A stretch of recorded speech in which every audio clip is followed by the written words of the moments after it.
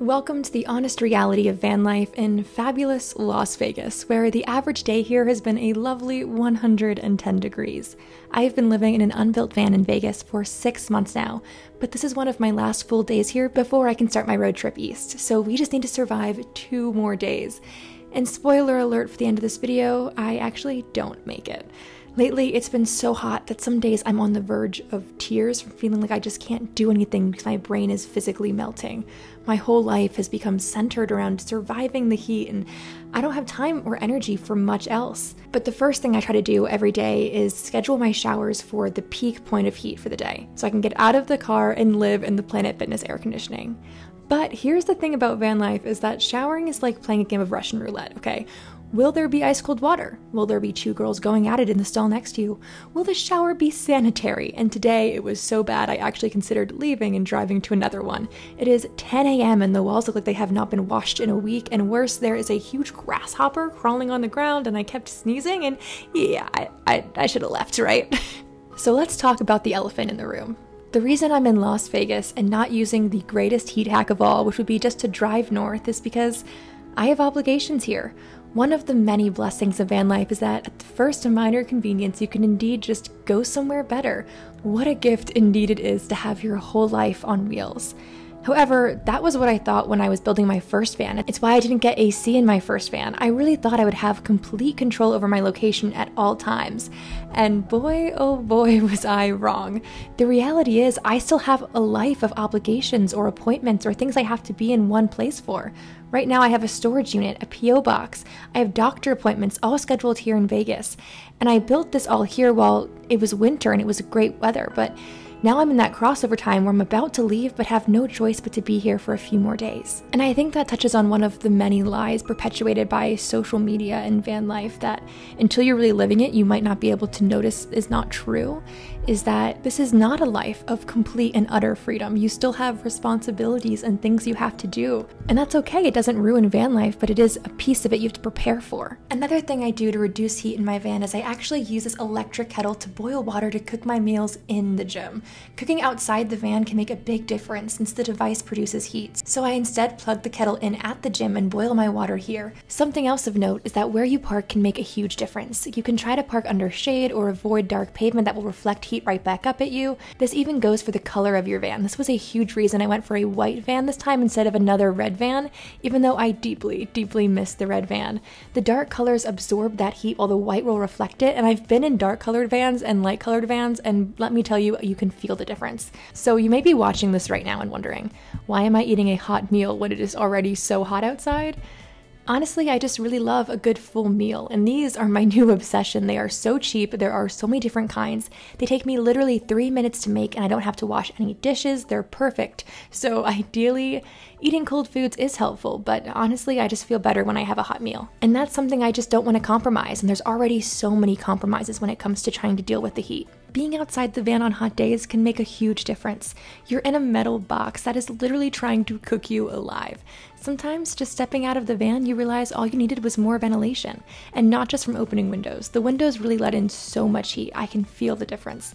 And after I installed the skylight last week, the next day I immediately noticed the heat was worse in here. Because now the sun just beats right into here, I really need to get a window cover for it. Also, with the Max Air fan, some people think that it will cool you off, but that's not how it works, unfortunately. It's just circulating air, which is great and does help, but it's not an air conditioner by any means. And finally, the greatest hack I have ever used was having a job. During the peak heat of the day, I was at work in their air conditioner making money. But this did usually bind me to one place for 6 months, which can suck. But I don't know, if you've noticed, even when I don't have a 9 to 5, I still tend to stay in one city for about 6 months, just because I really want to get to know the place and travel slowly and see everything and not just rush through these adventures. It's just too hot to function, and my brain becomes melty, and I can get no productive things done unless I go to a library or somewhere where I can sit down and plug my computer in,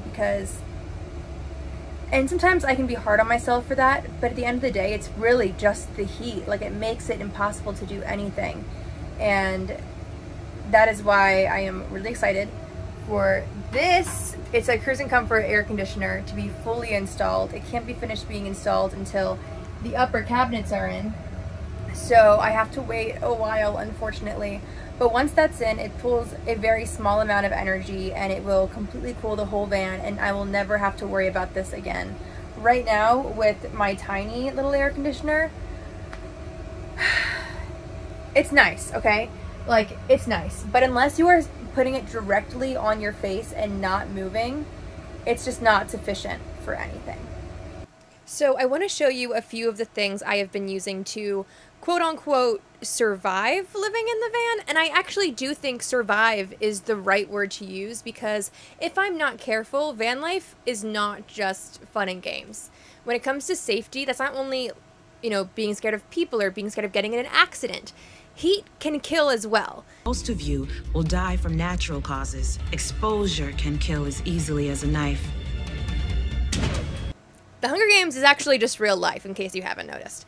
Anyway, so I want to show you a few of the things I've been using, starting with this major upgrade, which was getting a cooler fridge. And I used to have just a cooler with ice in my car when I used to car camp, and that it got so annoying so fast. And you'd have to refill the ice. The ice would melt so fast. Your food would end up soggy. And it takes a lot of energy, because that adds up. All this extra energy you're having to put in to actually go to a place to take a shower. You know, you're going to find somewhere to park in a new place every night. All these different things kind of lead up to like an energy deficiency. And so adding, you know, changing out ice every few days is something that I don't want to do. So I finally invested, I got a fridge, and it makes all the difference in staying cool. But inside, besides a lot of cold water, I have a few things I've been using. One of the first things I have is this $2 water squirter from like Ross. It was $2, and I just have water in it, and it's the most magnificent thing. Like, I could do this all day. Genuinely. It feels so good. So I just keep that in the fridge, and it's magical. I have lots of water, hydration, of course. Cold food's always great. The next thing I keep in the fridge, I don't want you to judge me for, all right? I know it looks a little weird, but when you're overheating and your brain becomes oobleck, you don't mind looking weird sometimes, okay? So this is a hoodie towel, and I pour water into the bag, and I keep it in the fridge, and I'm being careful that my water doesn't drip. And oh my gosh, it's so magical. It even has a little hole for my ponytail. Oh my gosh, feeling it on my back already, I feel so good. Help me, Obi-Wan Kenobi. You're my only hope. No, it's not the most high fashion, cool thing you'll ever wear in your life, but it does immediately cool me down and feel so good. Before I had this, I had one of those gel masks that are kind of like spa masks. Also, I bought one of these, and it's like a neck fan, and it turns on. I don't like it. I actually put in with Amazon to return it. It just blows hot air. The same way your Max Air fan doesn't actually put in cold air. It's not an air conditioner, it's just a fan. It's just moving air. And I found this is just pushing hot air. I don't like it. I don't think it's worth the money, so we're returning it.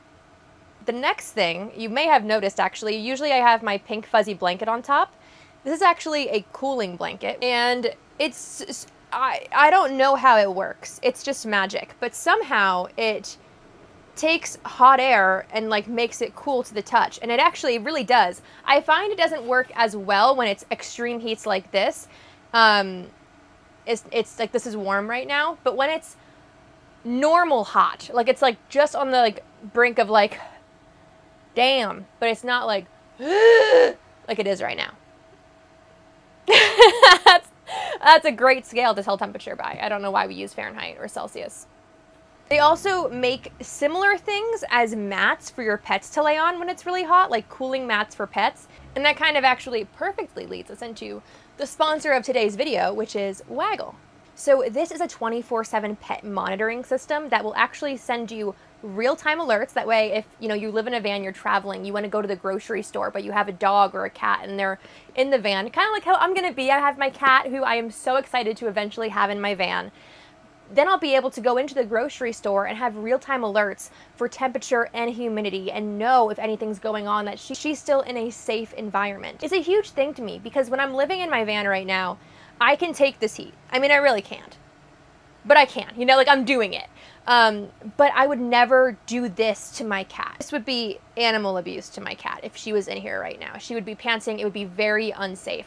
And that's why I have the Cruise and Comfort air conditioner. That's why I'm stepping it up for my cat to make sure she's safe. Super simple because it's literally a peel and stick. So this device actually does not need Wi-Fi to work. It works on a Verizon network, and it's also going to alert you if your system loses power. It has a rechargeable battery, and if you want, you can upgrade to a Waggle Cam so you can watch and talk to your pet. It has night vision. You can actually even toss your pet treats while you're away. I will leave a link in the description, and you can check out all the different types of pet monitoring systems they have if you maybe wanting to get on the road and living with a pet.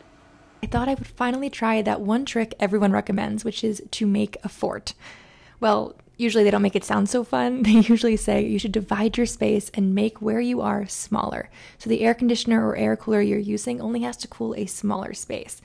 But I didn't have a big enough sheet, and I struggled to get the sheet to even stay up, and I didn't want to spend more money, so I decided to just go to the library for the remainder of the day. The next thing I have for heat is window covers. I currently have some expensive window covers from Wonderful Co., and I love them. They're just the fancy professional ones, but my last van used to have DIY ones that I made for like $30, and I really don't feel the heat difference between the two. These are definitely more sturdy, they have more suction or stay to the windows, but I think if I know what I knew now when I went back to DIY ones, I could do it better, take better care with the suction, make sure to cut them better.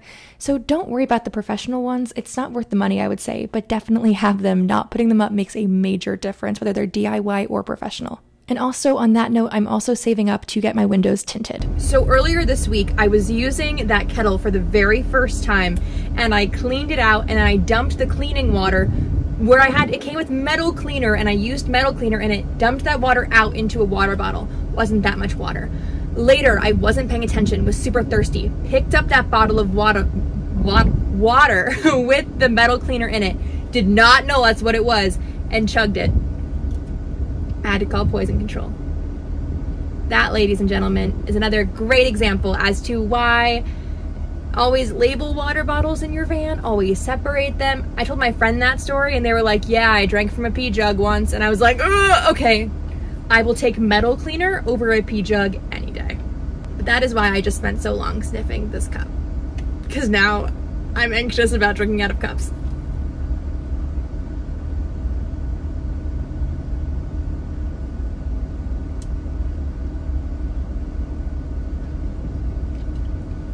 All right, it's fine. So usually my days are not all just fun and adventures, believe it or not. My typical day looks more like hopping from place to place, finding AC so I can get work done. Libraries, coffee shops, malls. If you go on Groupon, you can get movie tickets for like $8 and sit in an air-conditioned theater for hours. Or you can get those monthly movie passes and just go from movie to movie. Most of the time though, I choose libraries because they're free and I can sit there all day if I want, and the structured environment really helps me focus to get work done. However, not all libraries are good spots, so I've actually had to drive around to 2 or 3 before when I first get to a new city to find one where there's plenty of open seating near outlets, and also libraries are closed on Sundays and on the weekends close at like 5 p.m, so they're not always a reliable option. At the end of this video, the reason I end up in trouble is because it was Memorial Day weekend and the library was closed on a Monday. I tried sitting in a Starbucks, but I think the heat had already settled into my brain because I could not think straight even in Starbucks. It took hours to cool back down even once I was in air conditioning because I thought I could push through an 117-degree day. Know your limits. I am awful at that, and I will push myself to the brink, which backfired pretty bad this week, but we'll talk about that later. So the thing about constantly traveling is you don't know the good spots. So when I tried to branch out and find a new library last week, I ended up in a spot where the only sitting spot was in the back tiny room down a small hallway, and it was full of other people who very clearly did not have a stationary home and were homeless in one way or another. Kinda like me. And when you read library reviews, often they'll say things like, lots of homeless people. And I had this moment when I sat in that back room where I realized, I am homeless. And that is crazy. We can flip through as many beautiful videos on social media that we want of cute couples traveling to beaches in $100,000 vans. But at the end of the day, no matter what van you're in, if you want to get into van life, you are purposely making yourself homeless. Yes, my van is my home. Yes, I love my van, but You are purposely taking away resources from yourself. You are choosing to have more struggles to have these great life and travel experiences. How much of van life we glamorize to hide the fact that at the end of the day, it is homelessness. And that's something I haven't really wanted to look in the mirror and tell myself, but it's the truth. And I don't know, I could make a whole video on that topic alone, but we won't get into that now. But another reason I prefer to work in libraries is because a lot of my devices overheat when I'm working in the van. I have had a hard time editing and filming because I have to stick my phone in the fridge to cool down every 20 minutes when it becomes too hot to even hold. They do make fans that you can attach to your phone, but I don't know, I didn't try one because fans don't create cool air, they just push hot air, and they are just too big to put on my tripod, and it's definitely an idea. Apparently some people like them. I just think it's not something I'm going to try right now, but I think I will get a cooling mat for my laptop eventually as well to keep it from overheating because my iPad actually broke when it got too cold this winter, so definitely something to take precautions against on your very expensive devices. But for now, a library is where I work for the most part, and I stay up late to record my voiceovers in the van when it's not too hot.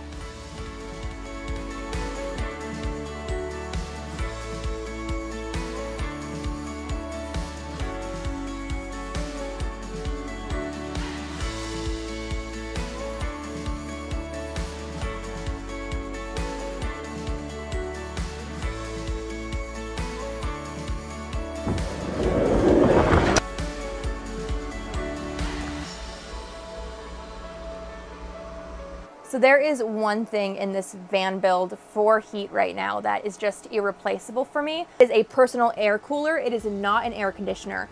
It was $100 from Amazon. It is the only thing that actually cools off the van. I'm sorry. It does not cool off the van.